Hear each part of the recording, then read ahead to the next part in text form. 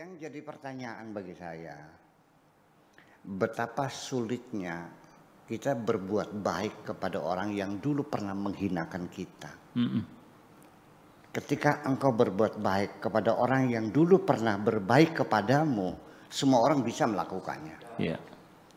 Tetapi karena ketika kita berbuat baik kepada orang yang dulu pernah menghinakan kita, itu tidak bisa dilakukan oleh semua orang. Kecuali orang-orang yang punya berjiwa besar yang bisa melakukan. Itu yang paling penting. Iya. Ya. Dulu Anda dihianati, ya difitnah. Sakit kan? Sakit. Satu ketika orang itu susah minta tolong kepada Anda. Mau bantu nggak? Nah, ini kan ada pertarungan. Pasti akan muncul kenangan lama itu. Dulu itu. Nah, ini yang ngipas-ngipasin saya tanam aja ini. Supaya jangan mencegah kita berbuat baik kepada orang. Berarti itu kan betapa hebatnya ketika kita bisa berbuat baik kepada orang yang pernah menjahati kita. Tidak semua orang bisa semacam itu. Ya kalau seandainya Anda dulu pernah berbuat kepada saya, kemudian saya menolong Anda, semua orang bisa. Betul. Itu namanya bayar utang. Utang apa namanya? Utang budi. Apakah itu kebaikan menurut Tuhan? Nah, tidak. Itu engkau tidak berbuat baik, tapi engkau mengembalikan hutangmu kepada orang itu. Saya sudah mengatakan, saya contohkan, ada pengemis yang bawa koreng, banyak lalatnya, baunya busuk. Begitu datang kita langsung kasih uang 10.000, udah. Kebaikan bukan? Tidak. Dia hanya menyelamatkan hidungnya sendiri kok. Iya, Allah tahu lah. Tuhan tahu persis. Jadi kita jangan take for granted ya bahwa langsung kita inventarisir pahala-pahala kita berbanyak. Siapa bilang kosong semuanya itu kan akhirnya. Allah tahu siapa yang berbuat baik untuk Allah dan siapa yang berbuat baik untuk dirinya sendiri.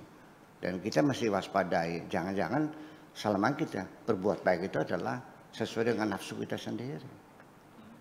Logikanya ketika engkau berbuat sesuatu untuk selain Tuhanmu, untuk dirimu, untuk anak cucumu, untuk kamunya, lalu wajarkah engkau nanti di hari akhirat meminta imbalan dari Tuhanmu? Ini kan unlogic. Banyak orang berbuat baik bukan untuk Tuhan, lalu dia minta pahala dari Tuhan. Ada orang ngaspal jalan, SPK-nya dari PU. Setelah selesai dia datang minta upah kepada saya. Sinting gak orang tuh? Apa yang kerjakan? Ngaspal jalan. Yang nyuruh siapa? PU. Ya, lalu kenapa? Jadi Anda kerja untuk siapa? Untuk PU. Kok nama saya? Tuhan akan mengatakan suatu ketika, apalagi itu, ketika kita merasa senang dipuji orang atas kebaikan kita, nanti di hari kemudian kita buka catatan kitab kita, kebaikan kita semuanya disebutnya apa? Lunas.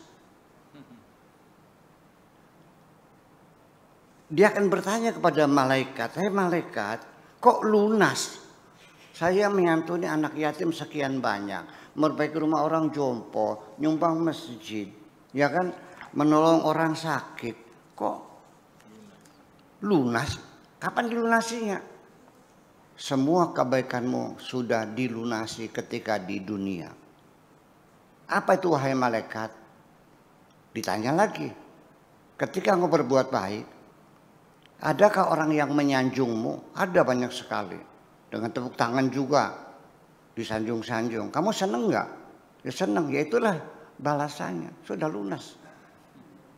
Jangan mengharapkan kesenangan di hari kemudian ini. Sudah kulunasi semuanya itu. Bayangkan. Ya itulah makanya yang namanya riya dalam istilah bahasa agama Islam namanya riya. Riya itu kebaikan yang ditampilkan orang lain untuk mengharapkan sanjungan. Nah, saya sendiri seringkali, bukan katanya, saya merasakan sendiri ketika ingin membantu orang, itu ada bisikan dalam hatiku, dikasihkannya nanti Buya Sakur yang sekarang, nanti diberikannya ketika banyak orang. Itu bunyinya. Ini setan menggoda semacam itu maksudnya apa? Apa maksudnya?